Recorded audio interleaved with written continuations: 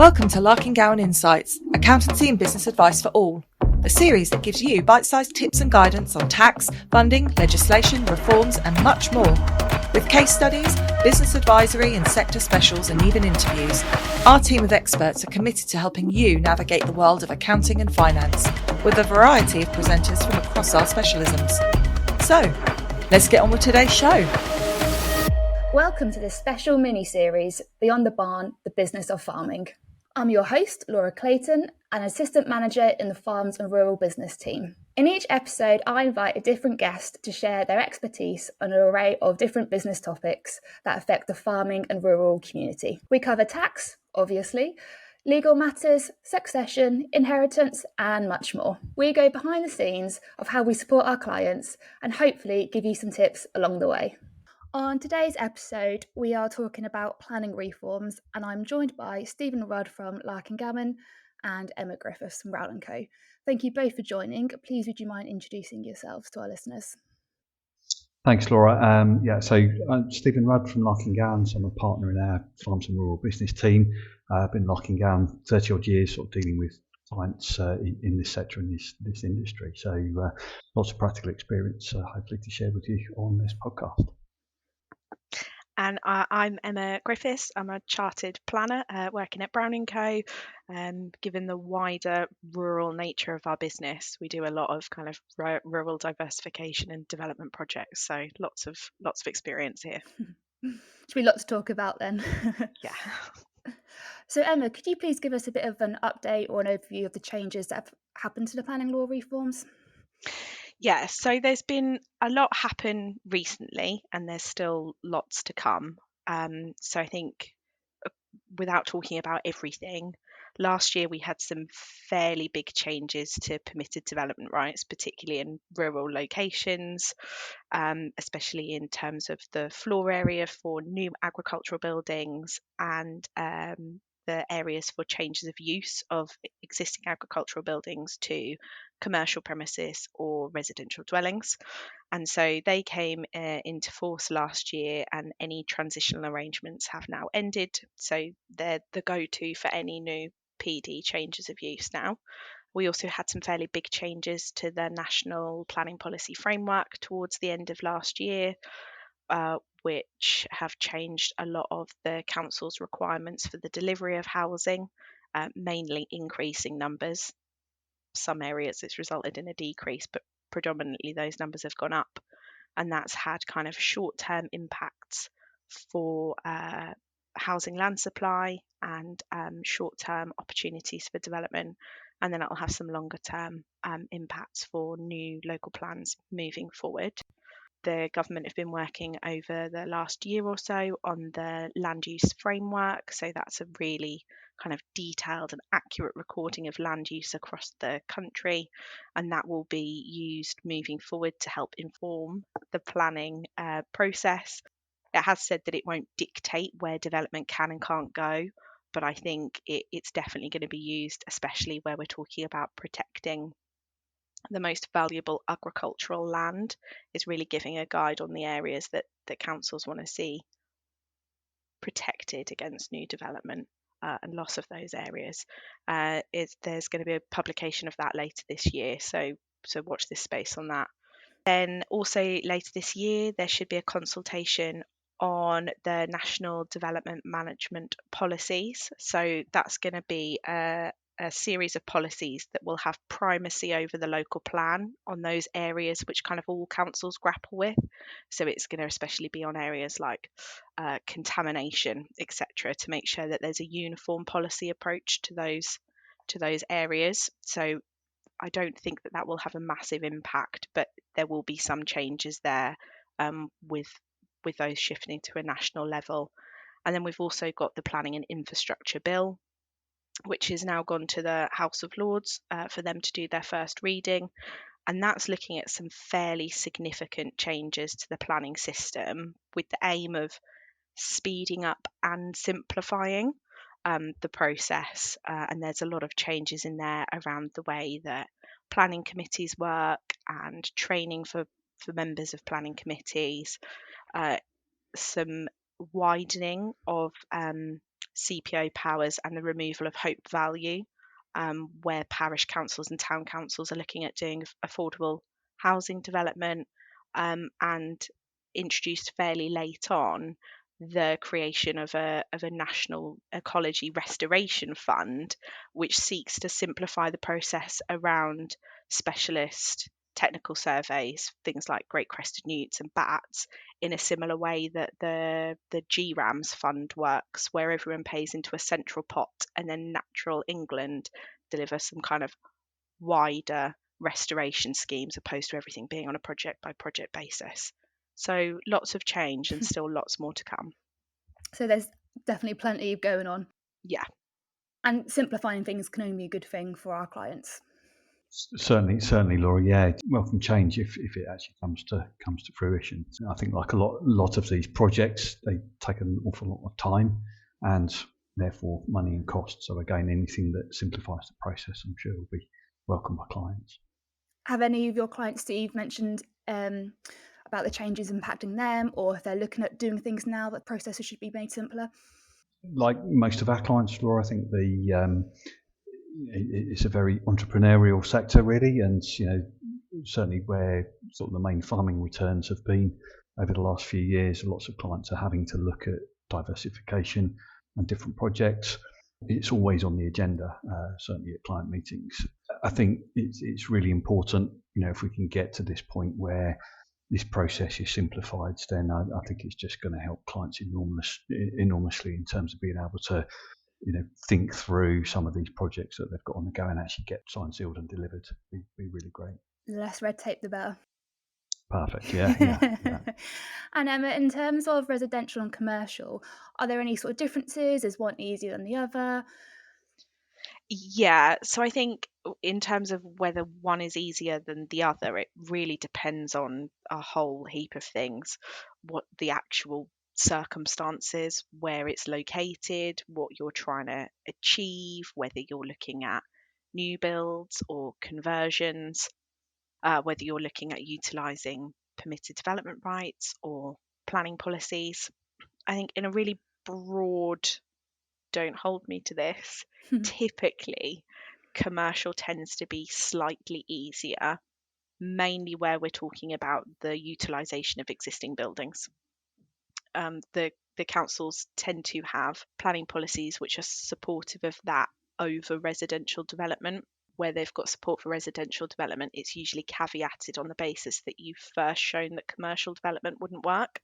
And so purely from that perspective, especially when we're talking about using local plan policies opposed to permitted development rights, then commercial development is slightly easier. That being said, when we're looking at new build development in kind of rural locations, residential or commercial, those both tend to be fairly tricky and each have their hurdles.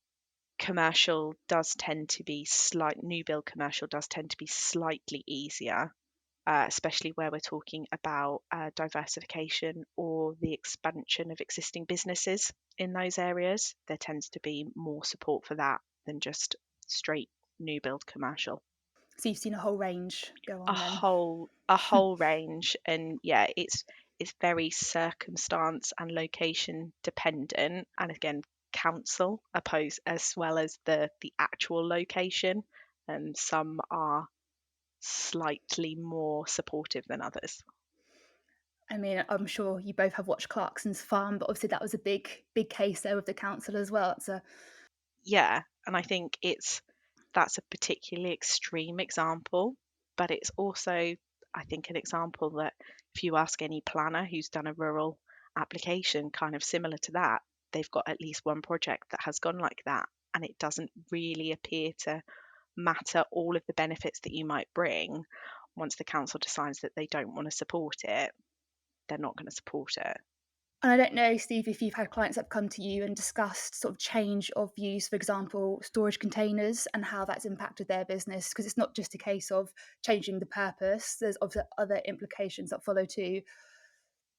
Yeah, no, that's absolutely right, Laura. And I think with all of these projects, they take a long time to come to fruition. Depends on the size and the nature, of course. But certainly where we've had some fairly significant changes announced in Budget 2024 about inheritance tax, for example, where you've got some of those diversification projects coming on stream, it's probably quite important just to think about where the value is going to sit longer term. It may be that a change of ownership before you actually start getting into applying for any change of use planning, for example, might be the right thing to do while the values are particularly low, while it's still arguable that some of those assets are of agricultural use. So I think that's probably the first step, is really think about the long term, who's going to be the beneficial owners almost of this new project, and is it going to be something that we might want to, for example, move down a generation now before we add a lot more value into it. But that of course then comes with other implications as well. You've got to think then about who's going to fund it. It's no good passing an old red brick barn down a generation and say, well, there you go, there's the barn, now fund the development costs and the conversion costs on that. So I think it's just thinking about who's going to be the right person to own this going forward, and of course you need to have the enthusiasm to carry out and develop that work, but also then to manage it going forward as well. And in terms of the tax implications, are there things that our clients need to be considering with this? Oh, yeah, of course there is. Stupid question, really, I know. Yeah, exactly. Well, I mean, tax plays into everything, unfortunately, and again, the ownership point can have implications around inheritance tax planning, capital gains tax planning. Again, if you want to move assets around the family, for example, and then you start to get into some of the implications for more direct taxes.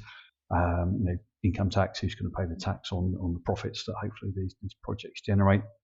Are we going to sell them? Is it going to be something that's retained for the long term? So again, we just need to manage that.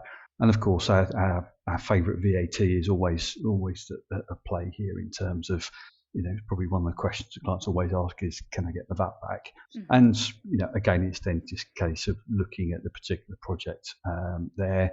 I'm not going to go into the detail because it's far too much for today, but partial exemption is one consideration which could restrict the input VAT recovery. And we look at options to tax on property for VAT to make sure that clients can recover the VAT. Clearly, if we can get 20% VAT back, if it's attracting a standard rate charge, then of course that makes a big difference in the amount that you've got to fund for the project in the first place. Well, you'll be pleased to know that there is a VAT podcast coming as well, which covers a little bit of that. I thought there might be. I sort of lined that one up for you. So you did. Thank you very much. Yeah, you can come again.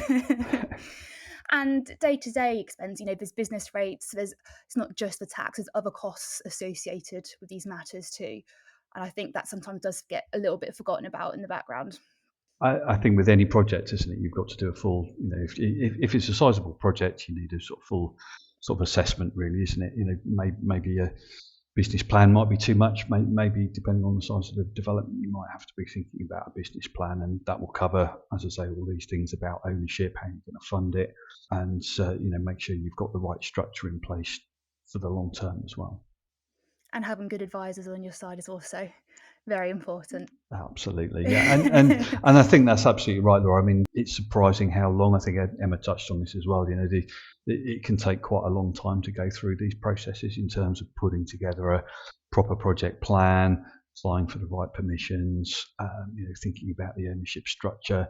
It takes an awful long time. So I think that's just one thing not to overlook in terms of any of these projects. Speak to your advisors early. Think about how you're going to approach it early, because it will take an awful long time. And get the advisors working together too, so everyone's on the same page. That's absolutely right. The silo mentality of trying to keep your advisors separate, I just don't think works. I think we've talked about the planning side of things here, the tax side of things. Of course, you've got to think about other people that might have an interest as well. There might be some legal input that you need in terms of property ownership or moving it around the family. You've also got to think about banks as well. There's quite a lot of these properties that have got the charge over for current bank financing. So again, if we're going to move ownership, we might need the bank to release charges on property. So again, that is not a 5 minute, 5 minutes to sort that out. That can take several months to sort out. So if you want to do something and want to do it quickly, you might have to think again, I'm afraid. Would you agree, Emma? Yeah, I think especially now, I mean, we're a big advocate of everyone working together as a team, but especially as we're being asked more questions about whole farmyard redevelopment and diversification and the importance of those tax implications now, it's even more important that you have a good team, you have engaged early, and that all your team are working together.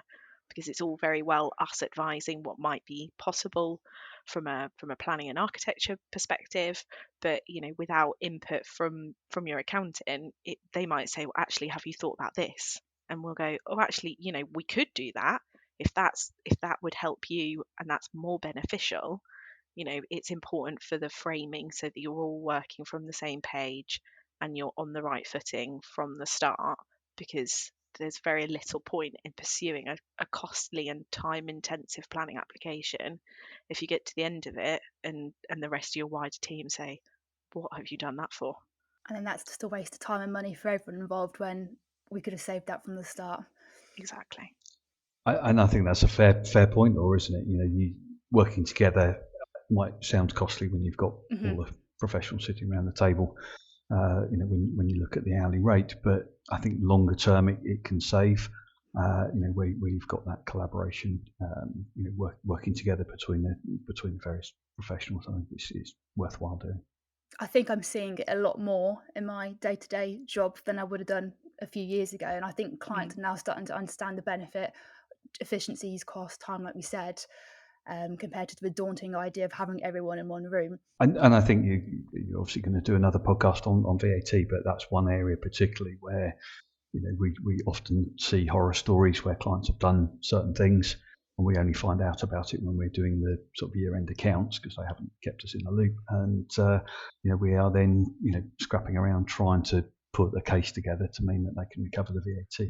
On a fairly sizable project, that can be quite significant numbers. So really important to think through all of those different aspects throughout. Yeah, best to be proactive rather than reactive. Definitely. And I think it might be interesting, Emma, for our listeners, if you could give a bit of an insight to some of the things that you've been involved in. So we do a wide range of planning applications here, from quite small to quite big.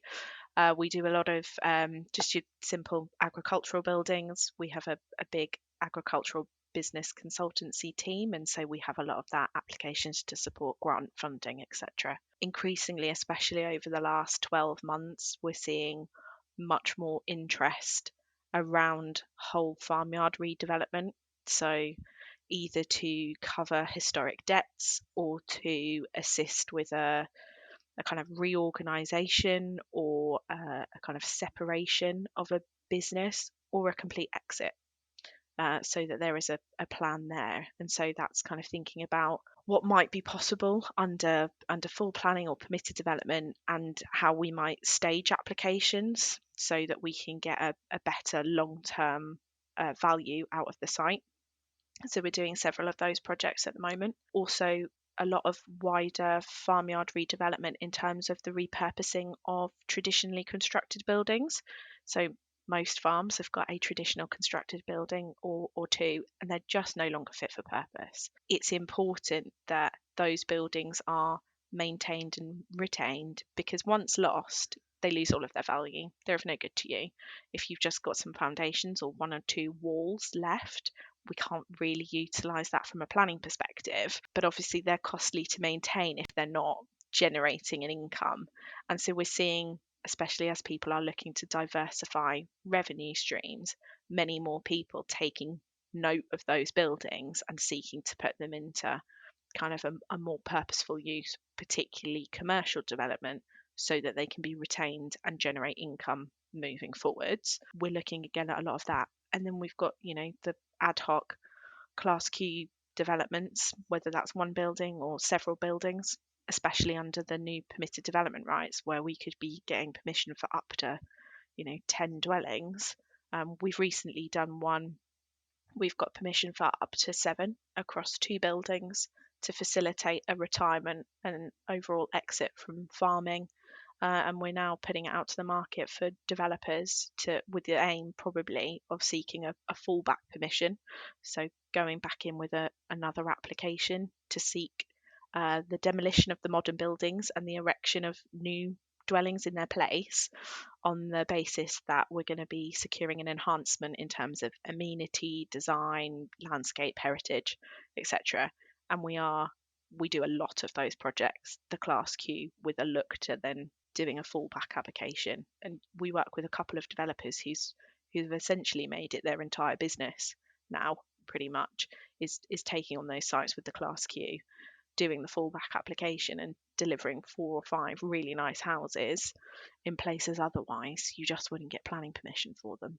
So we've got a broad range, but yeah, the Class Q to fallback, the complete farmyard redevelopment, and the smaller diversification schemes. I mean, dog fields. We've done a lot of dog fields in the last 12 months. That does not surprise me at all. I'm seeing them everywhere at the moment. Yeah, I think we're having, an inquiry a week, a fortnight for a dog field, and they're great. They come with their challenges, but yeah, we're seeing a lot more of those projects now than I think we probably were 12 or 24 months ago. And there must become a saturation of the market problem when you've got a dog field a week being inquired just through your firm. So yeah, very, very much so. And I think we're definitely noticing that with the applications that go in, that they are increasingly challenging compared to even 6 months ago. The councils are slightly more cautious. Is that, Emma, because once you've got that change of use permission there, can that then be extended later on? Is that part of the thinking there at all? I think potentially so. I think they're seeing more, and so more and more people are concerned about it. Parish councils, local residents.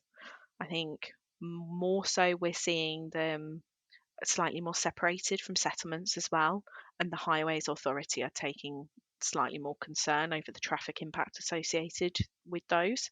Also, the biodiversity net gain requirements, they trigger that as a change of use of agricultural land. So there's lots of things to think about with those applications. It's not as simple as saying I want to change this field to a dog walking paddock, sticking up some fence and off you go. There's quite a lot to think about.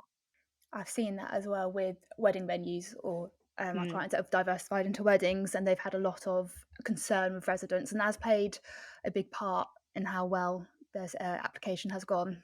They're not statutory consultees, but residents' views are important in directing case officers and statutory consultees where those issues might arise, especially around local drainage issues, amenity, highways issues. If enough neighbours are saying we've got a real concern about this, of course a case officer is going to look at that with more scrutiny, and then there's going to be a higher threshold for demonstrating that the issues wouldn't arise. So if we had clients coming to both of you and they were asking for some practical do's and don'ts, what would your advice be? I'll let you take that one first, Stephen. Thank you. So practical do's and don'ts. I think, as I said before, Laura, I think it's about looking at the overall project. Why are you doing it in the first place? I understand that why. Emma's already referred to a number of different reasons why people are looking at some of these projects. Whether that's to create some diversified income, create some more income stream to the existing business.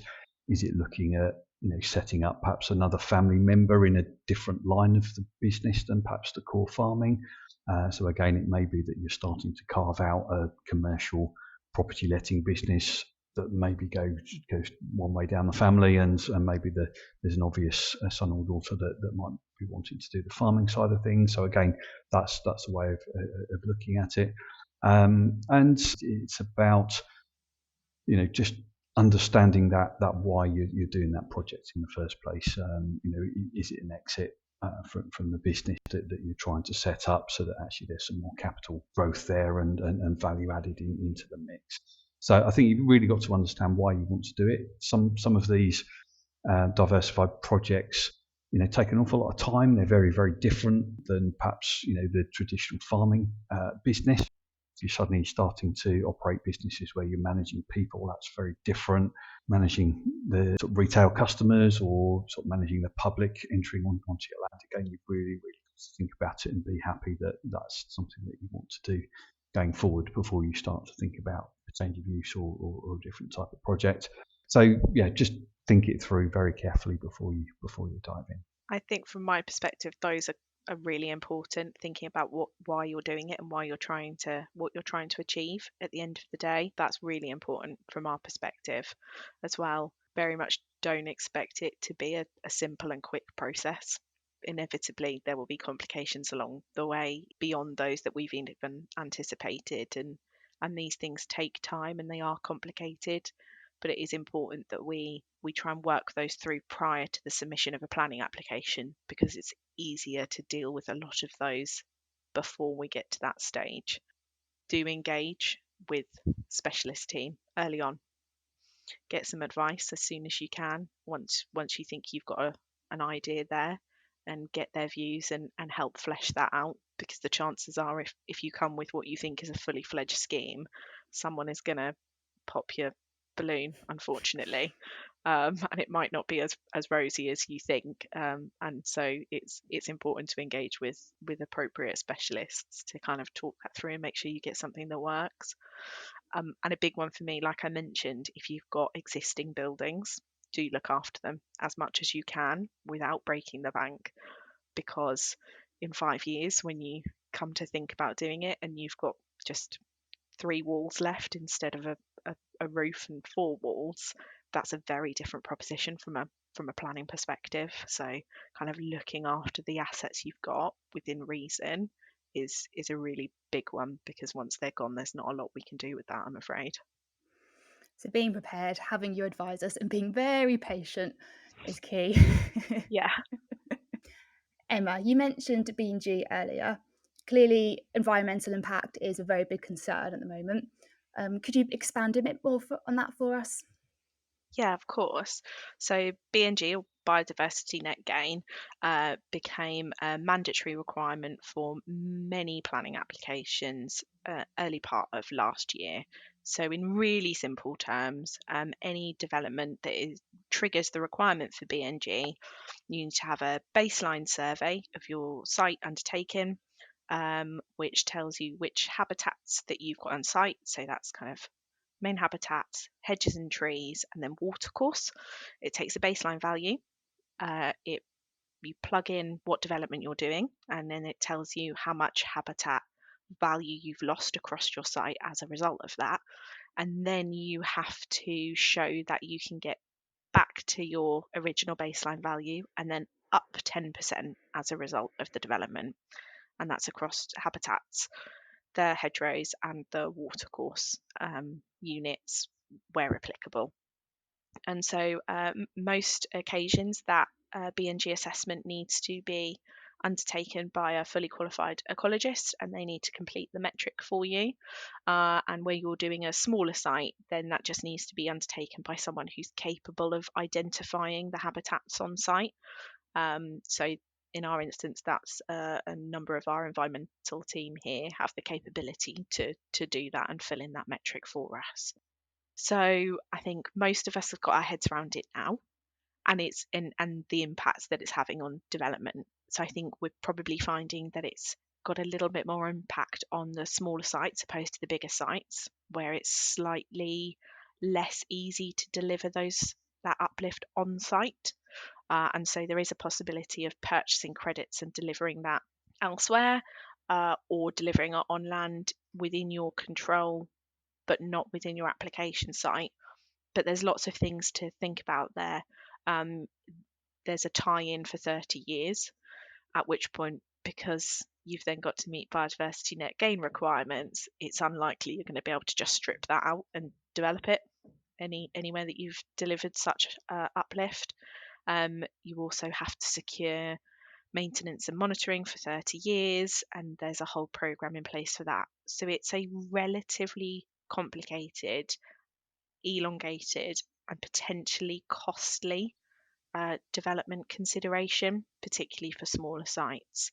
And I think in some instances, we have found that it has had a greater impact than we'd really anticipated, particularly for a couple of rural diversification schemes that we've looked at.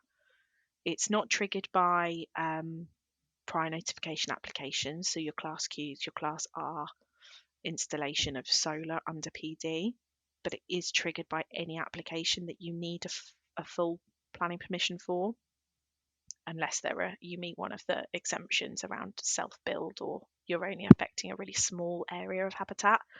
And so actually we've seen it impact quite a lot of solar developments because they count the whole thing as a loss and you need to offset that somewhere. So lots of things to think about there.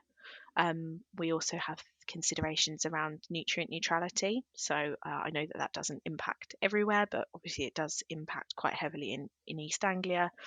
And that's really around residential development and the creation of new overnight accommodation. So mostly new residential dwellings.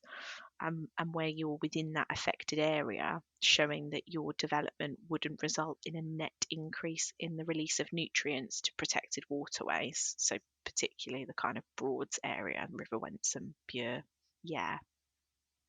And so in those instances, again, an assessment is done. You plug it into a lovely little spreadsheet, you tell it what the existing use is, you tell it what you're proposing to do, and it tells you how much additional nitrate or phosphate you might be releasing into those waterways. You can then either purchase offset credits from Norfolk environmental credits we've got here, or a number of private ones are now popping up. Or, especially in rural areas, if you've got your own septic tanks or cesspits, you might have the ability to offset it yourself within your own control by upgrading those to a newer model package treatment plant, and that could then create enough headroom in the system to offset what you're doing. I think if you're thinking of doing any rural development, important to think about that. I know we've had a lot of particularly estate clients who've been approached by others proposing to do that for them. So they replace their septic tanks or cesspits for them, put the package treatment plants in, but then they're taking the benefit and selling it on to other people. And so if you've got what we think is development potential, sensible to think about that before you sign off your offset to someone else, because you don't want to do that and then find you're having to buy it back from them at a greater cost later down the line when you want to do some development. Also recently here, especially, Anglian Water have got some issues around water supply in terms of commercial development. So they're seeking to restrict new water supply to some commercial development because they've just not got enough water supply at the moment. They're working on some big reservoir schemes, but they are seeking to control daily water use for some commercial development. And for residential development, they've got some issues around foul capacity within the system. So it's been in the press recently as well that they're looking to control the approval or occupation of new residential dwellings in some areas where they've got identified capacity issues. That's a big and complicated subject, and I think there's still a lot of discussion ongoing and to be had around that, but it is going to factor into a lot of development in this area. And so it's something to be thinking about and engaging with consultants about, planning consultants and drainage consultants, about what the potential impact of that might be and whether it will in the short term restrict development opportunity or at least make that process slightly more complicated. So environmental considerations are a big one, on those on top of your normal ecology survey requirements. So most people will be aware, especially if we're talking about existing buildings, that bat surveys are a big one. If you've got an existing building, the chances are the council are going to want confirmation that you don't have bats in that building, and Natural England have increased the requirements around that and kind of changed the threshold of when you need bat surveys and you don't, and bat surveys can only be undertaken at certain times of the year. Same with great crested newt surveys, although that's slightly less onerous than bats. And that's some of what the last minute amendments to the planning infrastructure bill are seeking to kind of overcome. with that nature recovery fund position is trying to make that less project specific and more a kind of pay a mitigation tariff and be on your way. So, but yes, increasingly environmental concerns are obviously a really big factor and very often a costly and time consuming one. I didn't realise how complicated they actually could be. I've learned a lot. It really is. It's very complicated. And you summed up there, Emma, and said, again, coming back to the time that these things take as well. If there's P&G or nutrient neutrality, environmental considerations you're going to have to undertake, then some of those reports are, the timing of those in the seasons are important, as well as and the amount of time that they're just going to take to pull together is just going to add to that whole project plan again. Very much so, yeah. Well, I think we've covered a lot of ground here. So what might be nice to finish is perhaps like top 3 tips from both of you for our listeners. So I go first. Right. So I think the first thing for me is coming back to the why. It's just to understand why you're undertaking the project, thinking about, have you got the ownership, the particular buildings or lands in the right place in the first instance, and just making sure that you apply enough time, set aside enough time so that you can actually pull all of this together. I think my second one is probably just thinking about the commerciality of the project. Think through what you're trying to achieve, but how you're going to achieve it, what does success look like at the end of it. Talking about business planning, talking about cash flow planning in terms of being able to fund the project and the timescale. In some of these cases, it's going to take quite a lot of time before you start to see income coming back in again. And then I think the third thing for me is really just thinking about tax analysis. Of course, I'll finish with that one, won't I? But your favourite. Literally every single tax I think will come into play. It's very easy to overlook some of them. So just make sure you undertake a full tax analysis of the project. Suddenly getting caught with stamp duty, land tax, or suddenly getting caught with VAT bill that you weren't expecting is something that you want to avoid.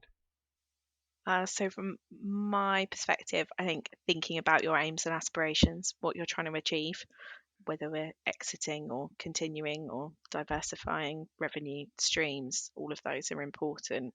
We don't want to be proposing residential development in the middle of what's going to continue to be a working farmyard. Those things are important. Thinking long term, because we don't want to do something that seems like a great idea now but jeopardize something that you're thinking you might want to do in 5 to 10 years.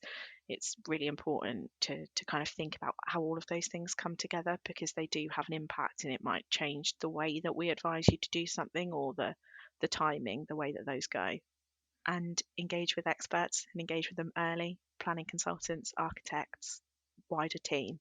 Have those people on hand, a high level initial feasibility or master plan, kind of tying in your aims, aspirations, your wider thoughts over the next 5 to 10 years. I think it's really, really important, and it's really key to get a view on what might be possible and what you might have to think about early before you set off on a process that ends up in wasted time and money. Well, Emma, Steve, I think it's been a brilliant 40 odd minutes. We've covered a lot, and I've certainly learned a lot myself, so thank you both for joining. You're very welcome. Thank you. Thank you, Laura. Thank you, Emma. And if any of our listeners have any questions or queries, then please do not hesitate to get in touch.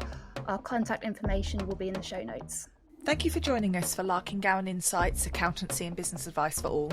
Don't forget, you can find more information about today's topic and more about how our team of experts can help you in your business by visiting our website larkin-gowan.co.uk. Join us again next time for another fascinating insight into the world of accounting and finance.